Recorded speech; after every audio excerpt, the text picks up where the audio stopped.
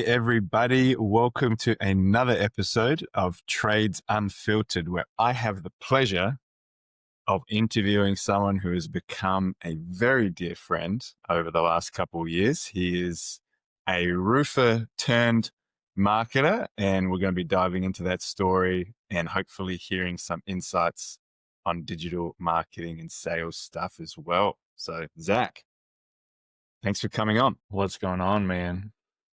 Excited to Glad be to have you here. here. Very cool. Look, I'm probably going to hear a lot of your story that I haven't heard yet. So that's probably what I'm most excited for. But Yeah. before diving into that, I'd love you to give the audience just a little bit of insight on, because you've seen both sides of what it's like to actually be in roofing, be in the trades, and now you're running your own consulting firm. You're doing marketing for roofers. You're helping with digitizing sales stuff, and for real estate investors as well. But what would you say people in the trade space miss when it comes to digital marketing? Yeah. So when I was a roofer, I was taught to, sweat, to work hard. We went and knocked doors, I chased storms, and we did insurance claims. So we knew where the damage was, we could isolate it, go identify the damage, knock doors, file claims. I didn't have we had systems for sales and estimating and supplementing and different things like that. But we didn't have there was hardly no inbound. Like, it was all whatever leads you got yourself is what you work. There were certain people that would just show up every single day and they'd have leads, and like they'd have 5 or 7 appointments to go around, and I never understood how they were so much better at it than I was. And looking back, they were generating their own leads. They were using online sources to get leads, which makes all the sense in the world now. All the top performers were doing that, and I don't know why no one talked about it. I don't know why management didn't teach about it. I don't know if they were ignorant to it. Didn't care. Go get your own stuff. However you get it, doesn't matter to me. Just close deals, saw roofs, and move along. But it really was from the point of I knew nothing about this world, where I used to laugh when I would tell people I had an SEO company or a digital marketing company, because it was so foreign to me.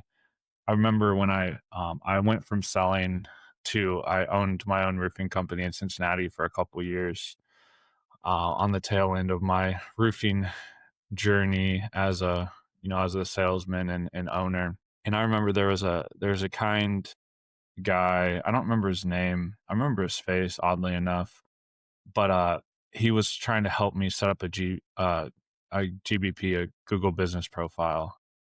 And I remember just thinking, this is the hardest thing in the world to do. I didn't understand any of it. I paid somebody from a cold call like $1,500 to set up a website, and just got scammed. Sent the money, nothing ever got done. Um, just so ignorant, didn't know anything. So for me, like, obviously we're talking 10 years ago, right? So more people are familiar with online stuff now, and that's where, as older people get older and younger people get older, the younger people are bringing more of this into, you know, perspective for older people. And like COVID, oddly enough, helped with that. Accelerated. Yeah. It forced a lot of older people to be okay with Zoom, to look at internet stuff, to get into some of that world that quite likely they would have never gotten into without that. So that helped.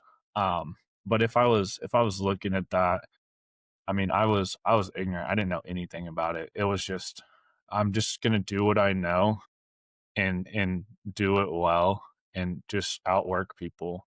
So it sounds Which like is the main fine. thing. So it sounds like the main thing was like a kind of one, the opportunity there was.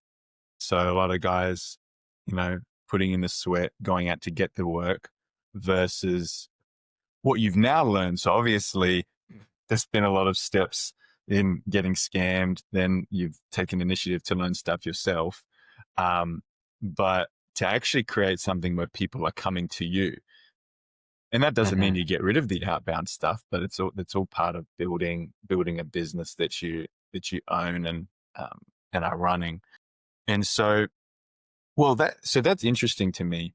I want to hear from the beginning, because we've never actually had an opportunity to talk about this. How did you get into roofing in the first place? And what kind of got you into trades in the first place? So I grew up, my dad had a landscaping company. So when I was like 14 or 15, and I had a little side book of business where, I had my 6 or 10 yards, one was my grandpa's and great grandpa. It wasn't like anything crazy like some kids, but I mean, I had some responsibility where, I definitely shouldn't have been driving the truck and trailer on the highway to get to grandpa's house, but 14 years old doing it, it was all right. We were out in the country. Nobody messed with anything out there. It remind me of your question. How did you get into roofing? So your dad had a landscaping company. Okay. Yeah. So I was always around entrepreneurs, and that was just kind of what I knew, and started at a young age. And then when I got to college, I worked with an organization called Young Entrepreneurs Across America, and some American people might know that as Student Painters or College Works. Those are two different companies, but they're pretty prominent in the States amongst universities. And essentially what that was is they would recruit college kids to essentially manage a franchise of a painting company. So you would generate the leads, you would do the estimate, you would present the estimate to the customer, get all the supplies, manage the crews, hire your own guys, train them all. It was beginning to end. Get the, go get the lead, close the lead, hire the team, manage the team, project management. And I wasn't top.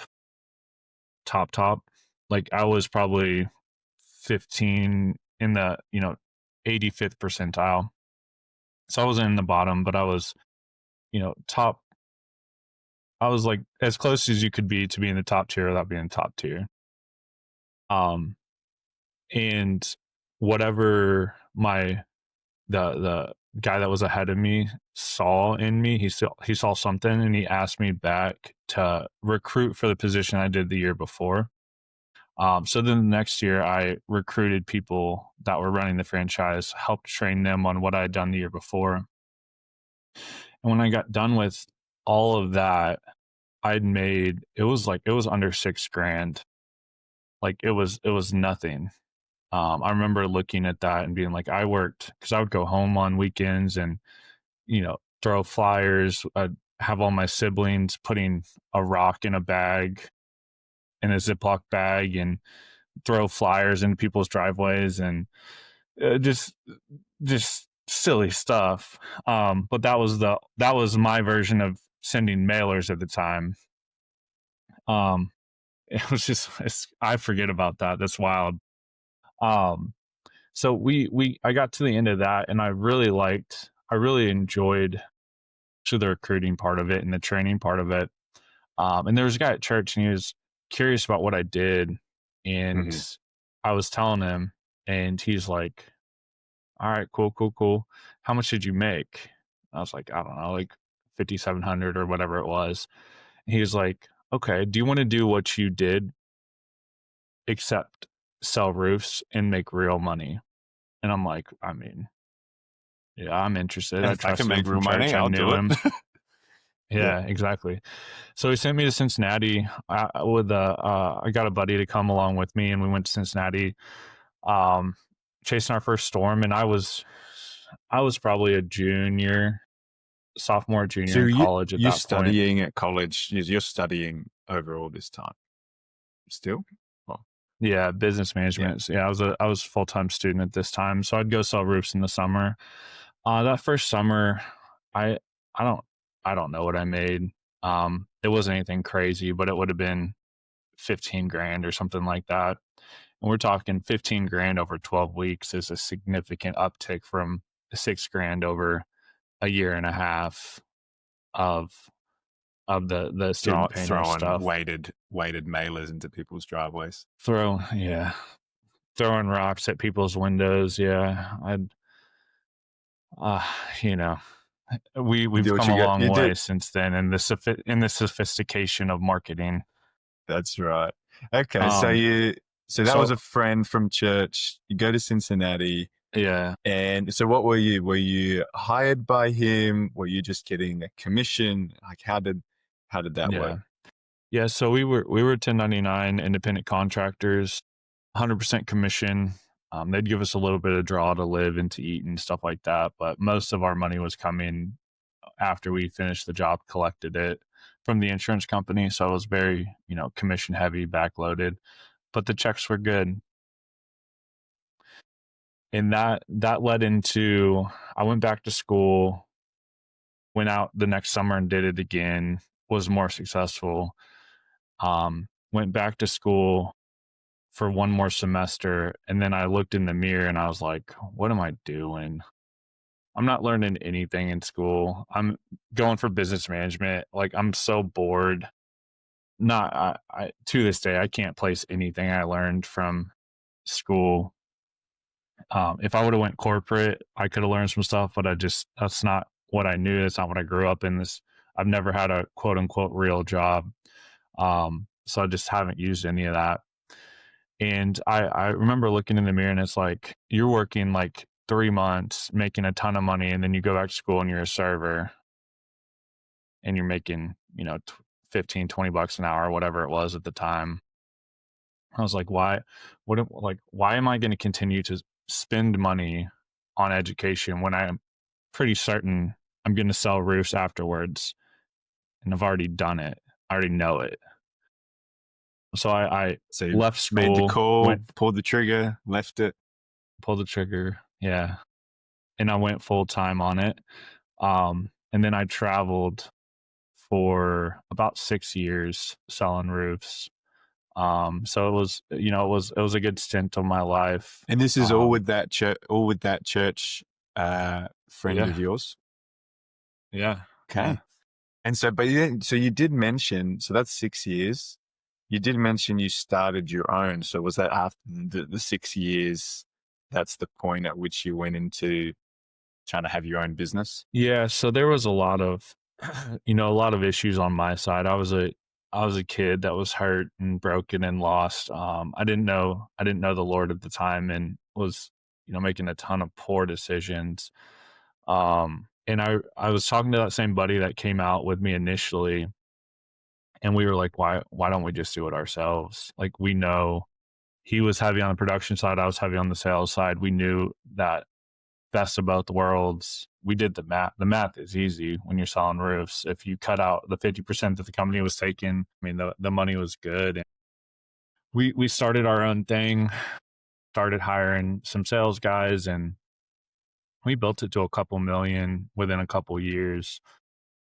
I mean, it wasn't huge by any means, but it was, I was 25 or something at the time, 20 something like that. So I mean, we are making good money for 25-year-olds that had just started a roofing company and didn't really know up from down. Um, but we did that for a couple years, and then, well, I'm sure we'll get into the next phase. But that was, Yeah. we built that out in Cincinnati and did all right and learned some lessons, made some mistakes for sure. What would you say was the most kind of mindset shifting experience during that period you were running the business? Was there anything? Was it pretty like steady the whole time, or because you mentioned before making poor decisions and all? Was there a big shift that kind of came at some point during that relating to the business? That's a good question. Just thinking back, I when I entered that company, I was much healthier than when I left, and that is by no means their fault. 100% my fault. When you say entered the Um, company, this is the 6 years before your own business? yeah, Yeah, okay, yeah. yeah. I I went in and it was like a fast track to GM, so to getting my own office, and I was excited about that. I liked that. It was, aligned with the trajectory that I'd been on with the young entrepreneurs across America, aligned with what I'd done in the past. And there's a lot of hurt, a lot of bad decisions, just different things in my personal life that happened. And I became really cynical and really bitter, um, and really entitled, very prideful. And I went from being grateful for the opportunity, working hard, head down, work through the ranks, stand Yeah. on, Play your outcomes and part, do what you effort. need And to do. Yeah, yeah, yeah. yeah, to Expecting bitter that more, being dissatisfied. certain people were getting opportunities that I wasn't getting. And I felt that I was promised these opportunities, and I was, uh, now again, when I say that it's not their fault, I wouldn't give that kid anything. I don't even know if I'd let Yeah, that kid stay in my off me. That kid 10 years ago, I don't know that I'd let him be in my sales room, let alone sure, give him his okay. own office. And so was it that dissatisfaction that kind of led to you starting your own business and thinking we got to do our own thing, or was there a different kind of shift you Yeah, went there through? was definitely part of that. I had some friends that had left the company and started their own things, and I was close to them, so I was kind of watching their journeys and listening to them. Some golfing buddies, so I'd spend a lot of time with them and listen to, what they were doing and the success that they were having. Um, and I was like, I mean, again, money motivated at the time. It's like I can just go do the same thing but make 3 times as much money. Like, why wouldn't I? So that was, unfortunately, it was a lot of negative. It wasn't like a positive mindset shift. It was a negative mindset shift that was like entitled and like prideful. Now, to be fair, like I did start it and we did do well, and it was to an extent what we hoped. And then there was a lot of mistakes that we made that slowed us down and got in the way. On the business side of things, which everyone that's listening, they know about. You start running a business and it's like, now the warranty's yours. When it rains on an open roof, like you're the one that's liable. Your name's on True. it. The bills come back to you. All that type of stuff. You got to start talking to accountants and attorneys and all this stuff, which I didn't know anything about all that. So you're just figuring this out as you go. Mm-hmm. But then over that, so not only is there the technical side of the roofing company and the fulfillment of that, but then there's the marketing side. And I want to talk about that because obviously that's where you ended up really investing in today and down the track. And so in your own business, did you did you do much of your own marketing? You mentioned you got kind of done dirty a couple of times with marketers. So was that something you were actively trying to figure out, or was it more just the cold outreach and that sort of thing? Not at all. It was do more of what you know to do. So I was literally knocking the same neighborhoods that I'd been knocking with that company, just with a different polo on. Um, so it was do more of the same. It wasn't what else is out there. It was do what you know. Yeah. And so the only things that kind of pushed you to do marketing was when these people began reaching out to you saying, hey, you should have a GBP. Hey, you should have a website. Mm-hmm. Yeah, it was well, the one guy that was really helpful on the GBP was, I did some networking. I did quite a bit of networking. That's how we got a good bit of our business. And he was in a BNI group that I was in. Um, and he kind of, showed me a couple things, and we didn't post, we didn't push on it, we didn't. I just had it. I didn't know anything about it. Now looking back, that thing could have been gnarly, and it could have been, super been, because we're talking 2016, 2017, something like that. I mean, if I would have gotten onto the Google kick then, I mean, It'd be really, whole really different different world. now. Right. And so before talking about the marketing stuff, just kind of retrospectively looking at it, what's some pieces of advice that you'd give to people? Because it's almost as if there's two things I'm thinking that are coming to mind right now. People kind of realize how easy it is to get taken advantage of in this space still. Mhm. And since COVID, there's a lot more people in it trying to do more. And so there's a lot of skepticism, right?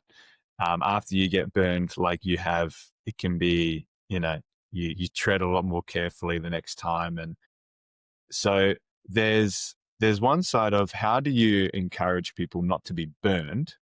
One question. But then there's the other side of how do you not let yourself be stunted in terms of you just kind of not making any decisions and you're one of those guys that sticks with what you know. We're just going to network. We're going to stay locally. We're not going to worry about figuring out this digital stuff. It's too risky. So how would you balance those two? And based on your experience now, what would you say to that? That's a really good question. Now, and we're talking, I've been in digital marketing since 2018. So we're talking, what, 7, 8 years or so. And I've spent hundreds of thousands of dollars learning different components of different aspects. I've gotten out of nitty gritty of like, hey, this is the SEO strategy, and I have people around me that really that I lean on to Dial in those sorts of things. dial that in on a day-to-day basis. And I've started to get into more of like a marketing role. And as I've continued that journey, I'm able to talk to someone and be like, oh, he's full of crap. Whereas 5 years ago, I would have talked to that person and been like, this is awesome. This is the best thing ever. And I don't say that to like belittle someone that doesn't have that experience, because it's a good marketer can, man, they can make you believe what you want to believe. They can present it in a way that they've gotten the pain points and they've gotten the goals and desires and what you don't want to do, and they can really, dial their messaging in to convince you that if you give them money, you will get what you're, the deepest desires of your heart. So what I would encourage someone that, obviously most people aren't going to spend 8 years and hundreds of thousands of dollars and thousands of hours diving in to understand the marketing. The thing that I would say to that is follow someone and watch them for a while and see if they're consistent. Like, do they have results? Do they have success? If they don't, that's okay. Are they honest about it? Like, Mhm. right now in my agency, we're launching Facebook ads, and that's new for us. So instead of charging our clients that we're working with the typical fees that we would charge, I'm like, hey, I'm beta testing this. We're figuring it out. Haven't done it yet. This is what I think the numbers should be. This is what I think the numbers can be. I've studied, different tactics and different strategies, and spent a lot of time diving into it. Um, but I'm honest with where I am. If someone's like, nah, I don't want to risk it. I mean, they're still putting money out there. So like, Yeah. I get that. I respect that, and that's okay. But if you follow someone, you can see, like, is this person, are they legit? Is it just a facade? Is it just a face? Are they just saying what you want to hear? Or are they sharing what they believe? Are they sharing how they think? Are they sharing, actual helpful advice, trying to help people? If someone's if you get if you get a feeling on a call that someone is out for themselves, red flag. Right. Yeah. Like if Yeah. if you're sitting there and it's like I'm just a number to them, I'm just the next person to swipe their credit card, and then they're going to get on the next call, and the next they're just trying to get that commission, they're just trying to move along with that. To me, that's a huge red flag. Um, so that's that's not the easiest answer to that question. Well, it But makes a lot of if you're paying sense. attention, I think the go ahead. unique part I've heard about what you said is because often people will talk about look for results, look for being honest and genuine. But what I haven't heard a lot of people say is do it over a period of time. Like look for that consistency.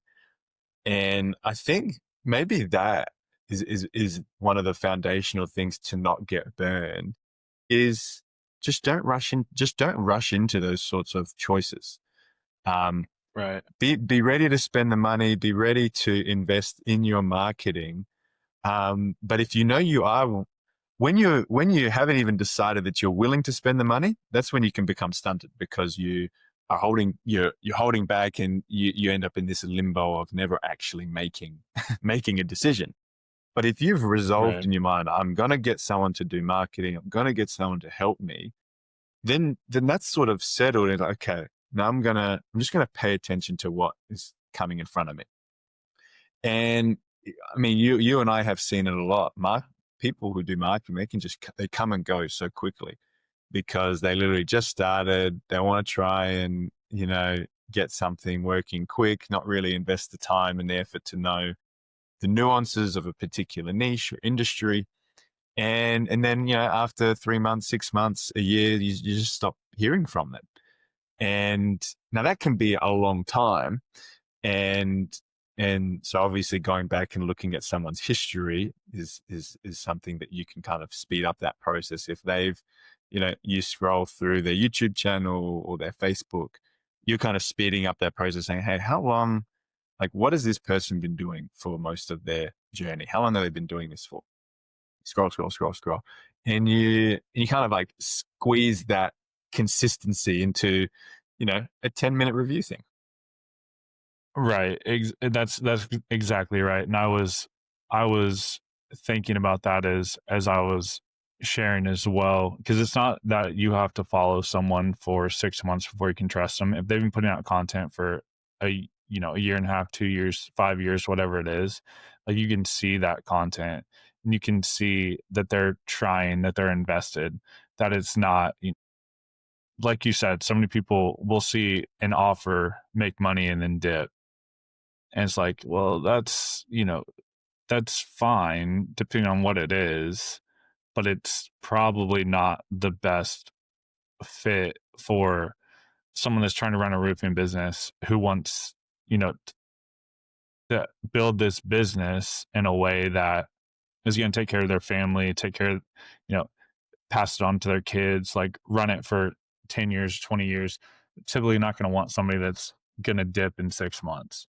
Um, with the skepticism side of it, I have this is one of my mantras that I use all the time, and I try to not beat myself up over mistakes, but everything I can use everything to learn, and I'm just trying to make the next right decision. So it's not, you know, if I didn't have that mantra, there's no way that when we get into the next bit of the conversation that I would have taken the step to learn what I've learned now, because I would have been like, oh, they're all scammers. Think about it. Like, is every doctor good? Is every police officer good?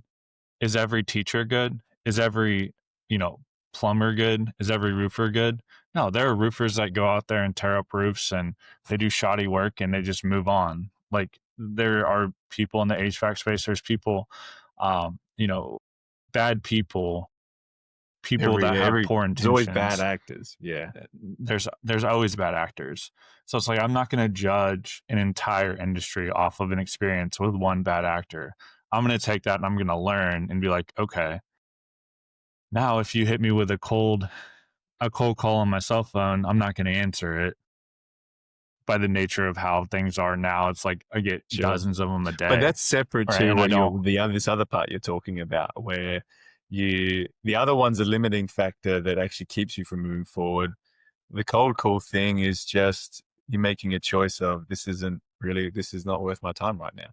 Um, Yeah, and it really is trying to learn from mistakes and make the next right decision. So again, when you combine that with now, how would I, how do I vet people? It's what we talked about. It's what you said. Like, hey, have they been doing it for a minute? Are they getting results? Are they, you know, are they going to be around? Are they credible? Are they trustworthy? Do I mesh with them? There will be certain people I just don't mesh with. And that doesn't make them good or bad. It just might not be the best fit for me. So I want to work with people that, have yeah, similar and it's a beliefs big and gut thing. You're just kind of going with the feel of how they're yeah. communicating, how the conversation started, where the conversation's going. You may not have any of these, but are there any kind of real specific red flags that you would, in terms of marketing and SEO, because that's one of the areas you've spent the most time in? What are some real handles that you could give people to say, like questions? If an SEO guy reaches out to them, a roofer, someone in the HVAC space, is there any questions that uh, non-marketing informed people can ask to really test their a marketer that's trying to work with them? Yeah, that's a really good question.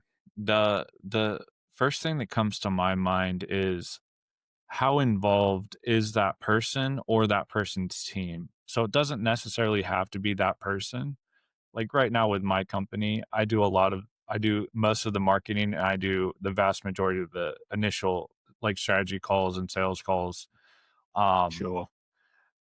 and I tell people like when they're going to sign up, like, hey, what are next steps? Well, Jansen is going to come and he's going to do the onboarding meeting, and this is his role, and this is kind of, the next step. So I'm not saying that it has to be the person that signed you up. If they have a team and they have systems built out, that's fine to hand that to someone else. But the main thread that I see is, does this company care about my results? And one of the ways that you can tell is, what does the communication look like? How often are we talking? How are you tracking KPIs? Um, and things like that. So what we do for my company is, my brother-in-law does a monthly call with all of our guys, where the first of the month a report goes out. It's not biased. I don't I don't doctor a report to paint it favorably. I just pull data from tools and put the data there, and then we talk about what's there, whether it's good, bad, or ugly. But we share it, we talk about it, and we give an honest assessment of, was there a Google algorithm update? Well, do we need more reviews? Do we whatever it is, right? We talk about that, live monthly, per like client to client. So we give undivided attention there. So I would say that's a big indicator. I hear over and over and over again that many people will sign The up for one, SEO and they won't hear from their SEO guy for 4 months, and they'll send a question. And this is laughable to me, but it happens so often. I'll send a question, and 2 weeks later they'll be like, "I don't know, what do you think?" It's like, "Whoa, whoa, you're paying an SEO guy and he's asking you what keywords you should focus on, like what the strategy should be." It's like, right then is where I would be like, the first of all, 4 months. Second of all, 2 week answer. And then Mhm. they're asking Yeah, they're putting me. it all back on them. I'm like, What that doesn't make any sense. so what I'm hearing, so the first part I really liked, figure out actually who you're talking to. And are you talking to the SEO expert themselves? Are you talking to a sales guy? And either of those is fine. So don't, just because you're not talking to the expert and talking to a sales guy, think it's bad, because someone who is an SEO expert is eventually they're going to have, salespeople helping them out. But when you start asking questions like that people maybe are not expecting as much, you can begin to gauge the kind of communication they're having with you. Are they like trying to present in a way that doesn't make sense, isn't clear, or are they just straight up because there's a sincerity and an honesty? And to extrapolate on that, if you ask a question and someone says, "I don't know," that should be fine. Again, depending on the question, there are certain questions where it's like, "I need you to know that." Like, you should know that. But and I don't know isn't the end of the world. Now, if you ask a question and they give you an answer that doesn't line up, there's a red flag, because then you're Yeah, starting to see like they're just responding, they're just saying what they think you want to hear to close that sale, and that's gonna lean into some of the communication stuff. So the second part of that, just to make sure that it was clear, how how are we having communication? I'm not saying that every agency has to give you, an hour of their time a month. That's not my point. If I ask a question or if I need something, what is the response time going to be? Um, what does that look like? How are we tracking success? How are we holding, I'm spending money. How are we holding that money accountable? And yeah, how are we yeah. holding you accountable because you're the person that's managing it? Not saying that I, you know, the don't if you catch There's somebody lots of that's different overpromising ways it's and going to happen. consistently Yeah, under, yeah, because when you, and that would be the, yeah. Go ahead. I was going to say, when you're asking those questions, it can just come from it, especially yourself. You want to make sure you find a way that you're asking of these questions is very genuine as well, because you're literally, because that'll just change the flow of the conversation. So you're there, say, hey, I don't understand how this SEO stuff works. When I see something on the website that doesn't make sense, or I see a blog article that I'm like, how's that getting leads? How's that helping?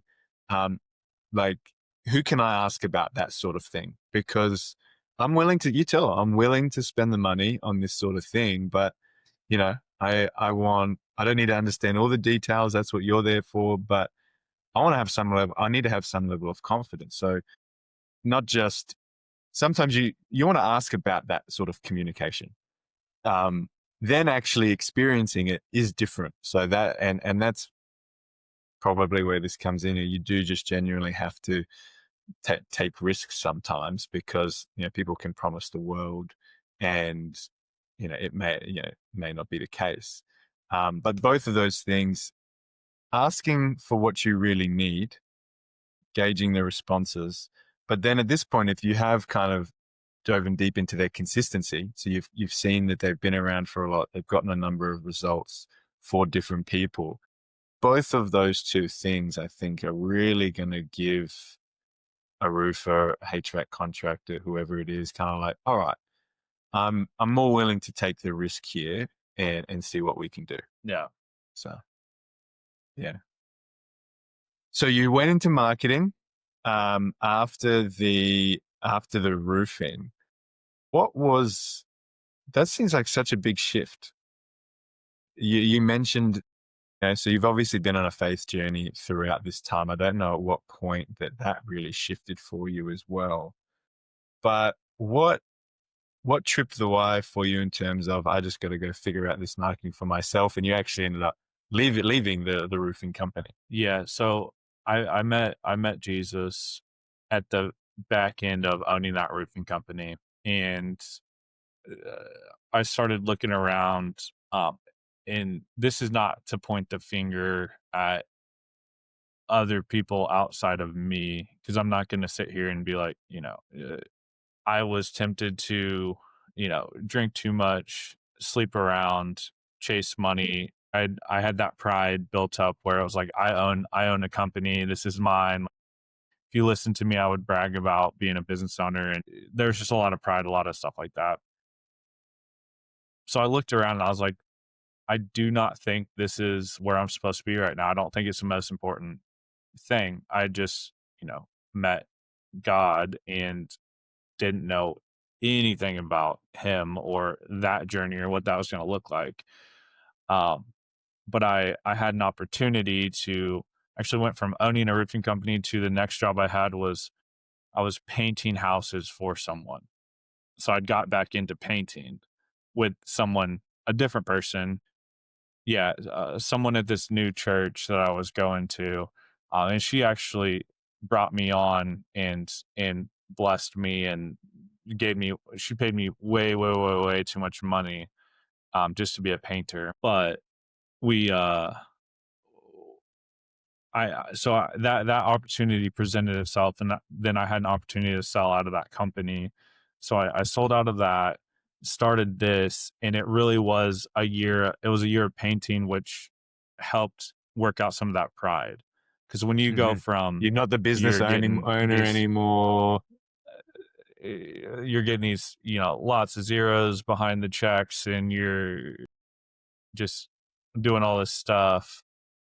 To now, I'm being critiqued that my line wasn't straight enough, on the back end of a 10-hour day, that the AC wasn't on, and I'm sniffing freaking lavender essential oils in my sweat rag just to not pass out because it's 95 degrees in the house. And she's like, I need your line straighter. It's like that'll humble you. And she was right. Like, keep your quality up, even, in the, but there was a lot of that, and there was a lot of like what's right and what's wrong. So there's a lot of like discipleship and soul searching, and figuring out what was good and what was bad, what was right, what was wrong internally. So I got a lot of space to do that.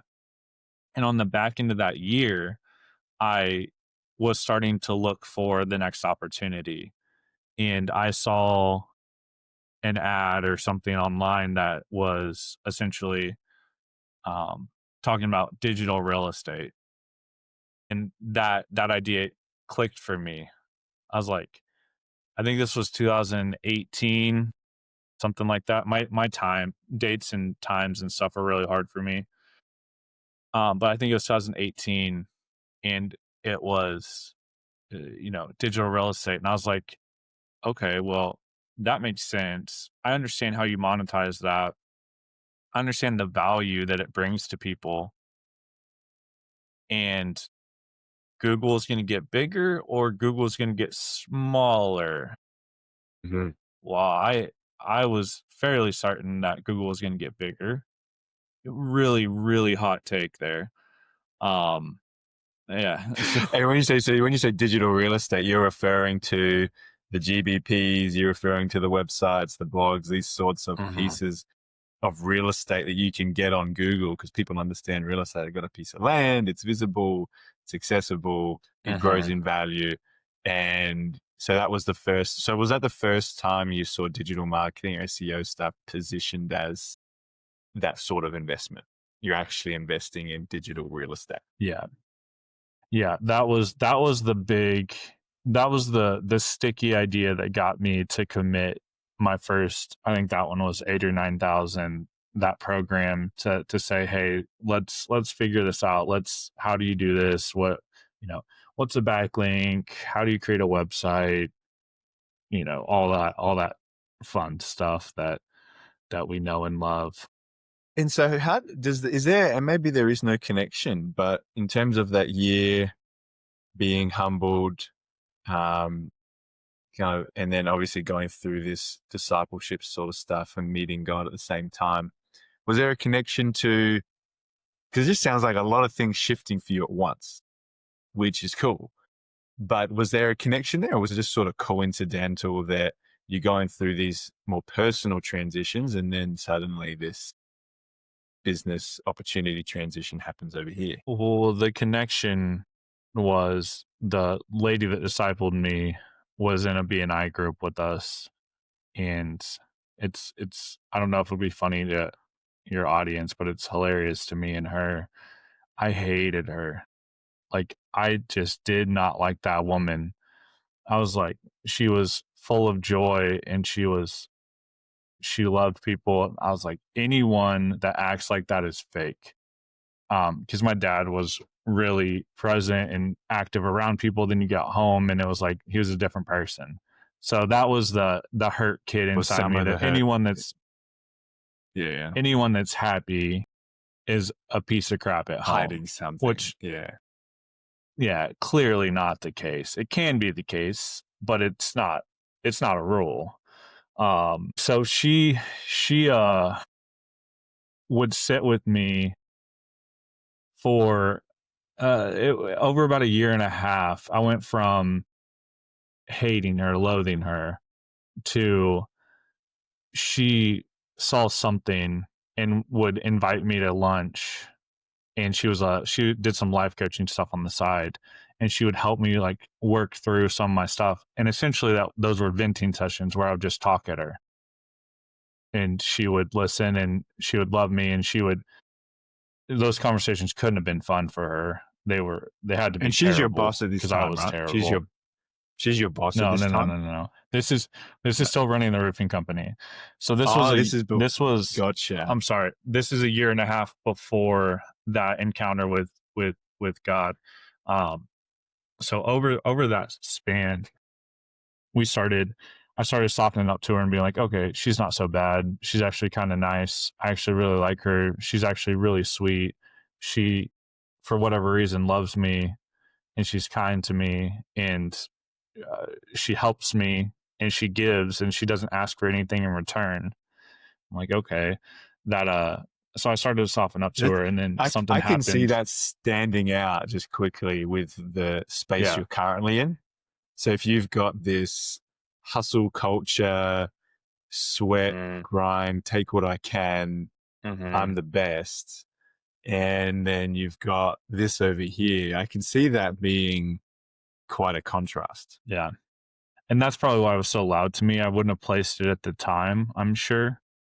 But looking back, that certainly, it was speaking to me. It was having an influence on me. So something happened at work. Somebody took their life that was in our BNI group. It was actually the owner of that region. And I remember being really affected by it because my highs were too high, my lows were too low, to the point where I had overdosed on what I thought was cocaine, and it was fentanyl. So like I was aware that even in my highs, I woke up, paramedics shoving Narcan up my nose. So I was like, if my highs can kill me, my lows are 100 times more dangerous than my highs.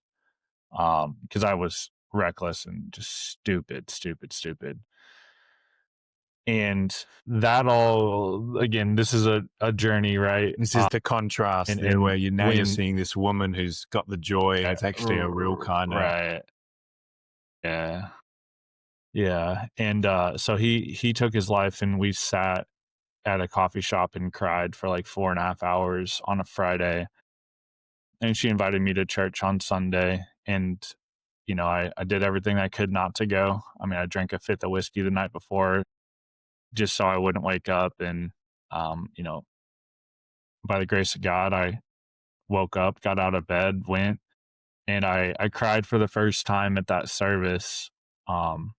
And like, it was years, like, I don't remember how long, but it was like, we're talking 3-5 years. Like, it was just hard, and didn't feel any empathy towards anyone, just solely out for myself. And then she, over the next few months, our relationship got deeper as I,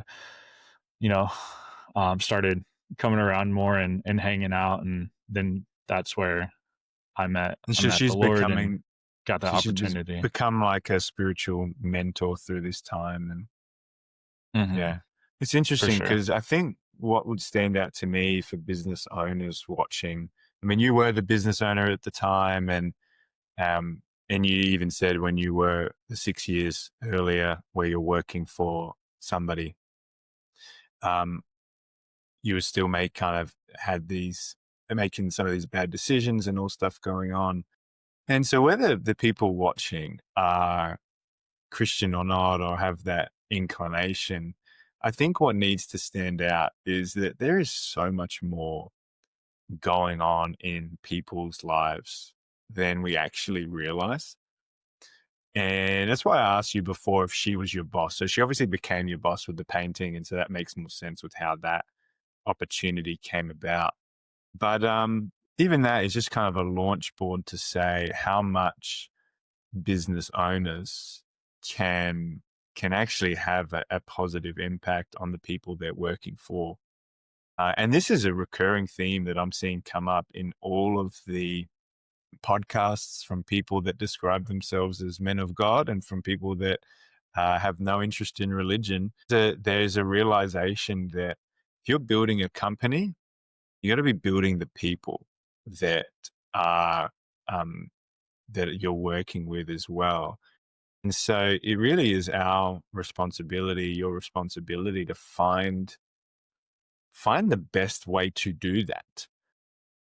You know, in your case, it's been faith stuff, and that would actually be really, really similar to me.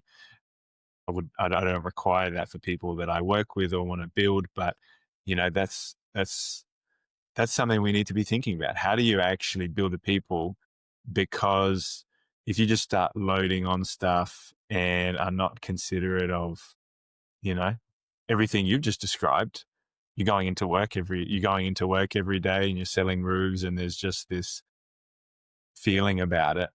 Um, you know, you're not really building for long-term stuff. And so I would just encourage everyone to really think about how that building the people, being considerate of everything else going on in their lives just makes a massive difference.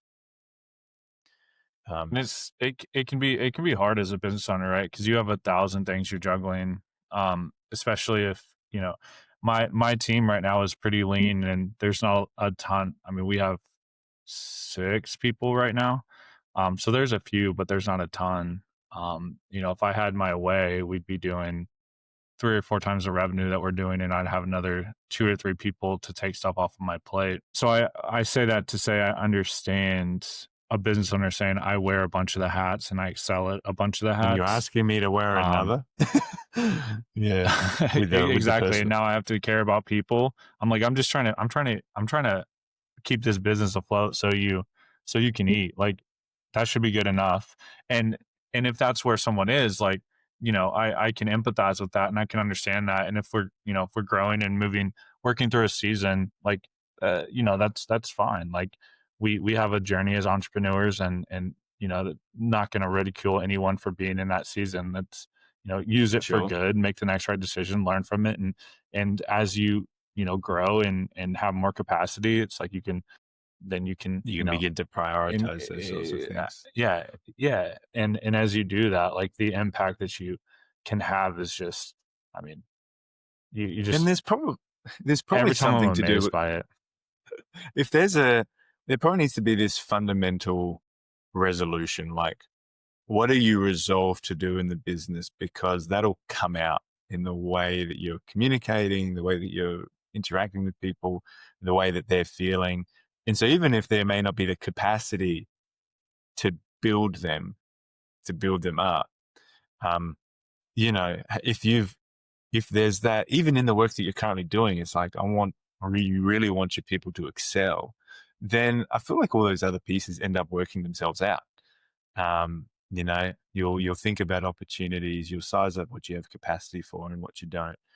Um, but it is really interesting. Like the last 3 podcast episodes I've done have all been personal development for oneself being important. But then, you know, if we want to be not just a business owner, but a business leader, it's probably just part and parcel with the idea of being a leader, uh, Hmm. building the team. So, um, yeah, it's really cool to hear that you know, sort of experienced that in an indirect way. It wasn't through your company, but sort of those opportunities ended up coming. And yeah, then you got into SEO then. That opportunity sort of happened simultaneously, and that was 2018, you said. So we're Mhm. 2025 now. This is 7 or 8 years down the road. And maybe we can finish on this point is what would you say is just the thing you're most grateful for um, after hearing the journey? We talked a lot about some marketing insights, ways to ask questions and all. But just on a more sentimental note, like what are you most grateful for over those last years and kind of how things have come together for you? I would have to point to kind of where you were just leading with mindset and character development type things. Like the way that I just had we had our first kid about 4 months ago. Um, been married for 5 years now, and I can see as I grow as a business owner, like the way that I'm interacting with my wife is different. The way that I'm communicating with her is different. Um, you know, Aaron's still very young, but it's like he's had a tremendous impact on me, and that impacts how I talk to other people and how I see other people now. So just that continuous journey of I used to be very like destination focused, and now I try to be very journey focused. So what can I do today? Most people, what is that saying? Most people overestimate what they can do in a year and underestimate what they can do That in was it. 10. So Mhm. really try to like, hey, I'll work hard for 6 months and then I'll sell my company and retire. It's like, well, maybe like it could happen, but it could also take you 5 or 8 or 10 years to get to that position. So if we're just looking at the finish line as I'll be happy when I get that, I'll be happy then, I'll be happy then. No, that 5 or 10 year journey is going to be a whole lot less fun than if we're like, hey, do I have to like what do I have access to today? Can I feed into team? Can I feed into my family? Can I feed into self development, self improvement, stuff like that? And as you see yourself growing, even if the business isn't quote unquote where you want it to be, it's like you're progressing, you're improving your life, your quality of life, your family's quality of life, the people that you're interacting with, the people that you are blessed to get to lead and work with. And Mm. when you start to look at that perspective, it's like money is uh, you can go make money, like anyone can go make money, but when you can actually have impact on people's, and I'm not saying helping people make money isn't impactful. It certainly is. Um, but when it's just about money, you're going to breed a certain culture versus when you're growing and then you're leading a team and you're growing, it's like you can have a much greater impact. And I'm just not the same person as I was a year ago or 2 years ago or 5 years ago. And it's just as it's that J curve, right? It just seems like I get to the next level and I'm like, Build quicker and quicker and quicker because of what you've yeah, got. yeah. Cause and it's like I get to the next level, I'm like, yeah, like I made it. Cause there's still some of that destination mentality in there sometimes. And then I realize, oh no, I'm just playing a different game now. And it's like you're almost like playing by a different set of rules and different, you know, stakes are higher and more people and different things like that.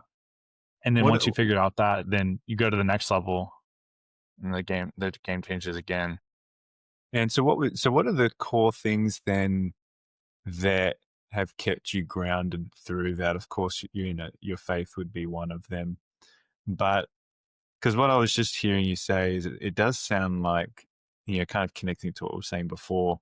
If you've got this, you know, we're talking about being the business leader and impacting others in your business, but if you've actually got that approach for yourself, you know, you're taking initiative with the wife and with the kid, and you're growing in those areas. You're taking initiative in your community and in faith aspects. And, you're kind of wanting the most out of life in all of those areas.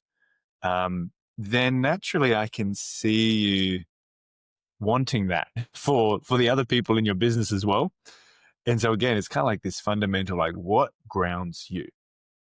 Because if money grounds you, then they're just going to be a dollar sign to you, and you may still be able to make a ton of money, but that's the culture you're going to breed, and then that'll be your story, and that could go any way. But what would you say if there's a few key things? I really like that, focusing on on the journey as opposed to the destination. Are there any other key grounding things you would say? These are helping me stay in the right direction. Yeah, for me, so faith is going to be by far number one. Without getting too preachy, we can go to number two. Um, Number two is I have to consume content. And I'm not saying death scroll on Instagram or Facebook or YouTube or whatever. I'm saying I don't have it next to me, but it's usually on my desk. I must have left it somewhere as I was poking through it. But a book like 10x is easier than 2x by Dan Sullivan, or different stuff like that, where it's like, how can I increase? I know that I know nothing. Like in the Compared big to what's scheme out there. scheme of Yeah. things, I know nothing. I actually heard Ty Lopez say this the other day on a live. He's like, if I ever get to the point where I think that I know everything or I know something, it's like I ground myself and I humble myself because I realize there's so much more out there, and that's your cap. Because once you know everything, then there's nothing else to know, and it's like, well, that in itself is a limiting belief. And we're in that reference. I'm sure most of the audience knows who Ty Lopez is, but he's done.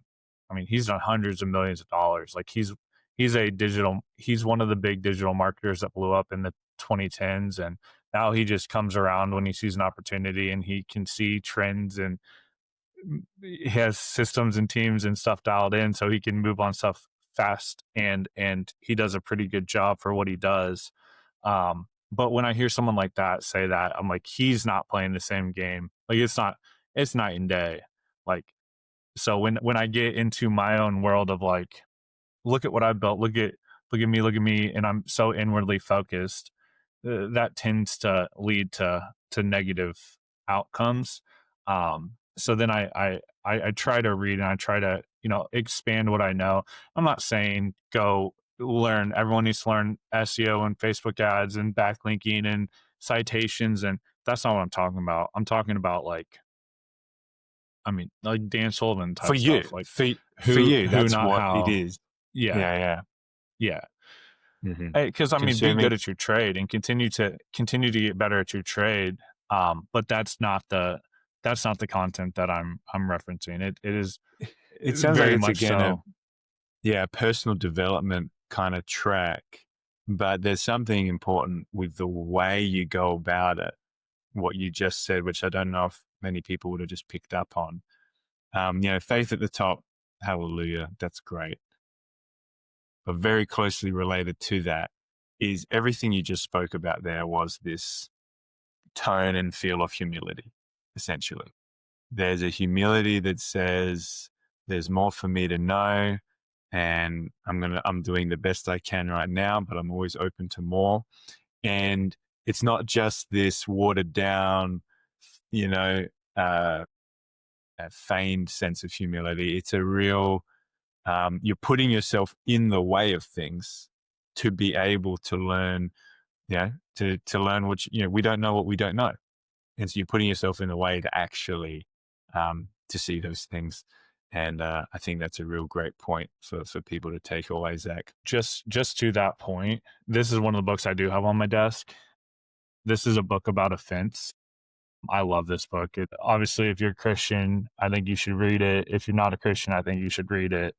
But the subtitle is "Living Free from the Deadly Trap of Offense." Mm-hmm. I'm talking, it would have been early this year, this calendar year, 8, 9 months ago. I read that book and didn't realize how easily I would get offended when somebody didn't agree with me or didn't do something that I thought they should do or that I didn't like or whatever.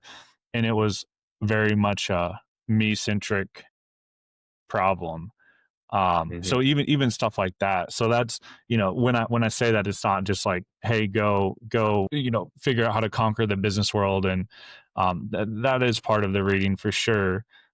But when I became less offended, communication amongst my team got better. Communication in my marriage got better.